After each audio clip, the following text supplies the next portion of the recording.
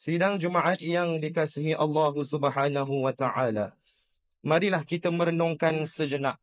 Adakah Ramadan kali ini benar-benar memberikan makna dalam hidup kita atau sekadar bulan yang berlalu tanpa perubahan? Jika kita benar-benar mengambil peluang ini untuk meningkatkan kualiti solat, puasa dan ibadah yang lain, maka kita telah meraih keuntungan yang besar. Namun, jika Ramadan pergi tanpa sebarang perubahan yang ketara, tanyalah diri sendiri, di manakah silapnya aku? Amalan kebaikan dan usaha membaiki hubungan sesama manusia merupakan antara keuntungan besar. Keuntungan terbesar yang boleh diraih daripada Ramadan. Bulan ini bukan sekadar tempoh menjalani ibadah tertentu, tetapi sebuah madrasah yang mendidik jiwa agar lebih penyayang, menanam sifat dermawan, membantu golongan yang memerlukan, serta menyebarkan kebaikan seluas-luasnya.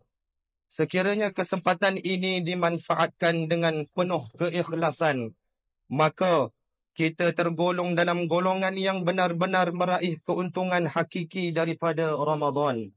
Namun, jika Ramadan berlalu sedangkan kita masih bersikap bak pari berlulang kering, direndam 7 hari tak basah, kedekut tidak bertempat, terlalu sayang akan harta, mungkin kita termasuk dalam golongan yang rugi.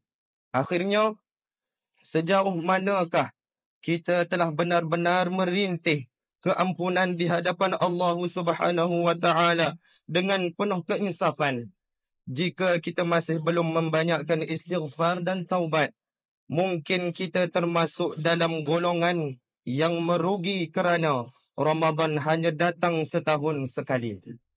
Kita tidak mahu menjadikan Ramadan sekadar bulan untuk menanti hari raya, sedangkan peluang untuk meraih keampunan dan keberkatan dibiarkan berlalu begitu sahaja.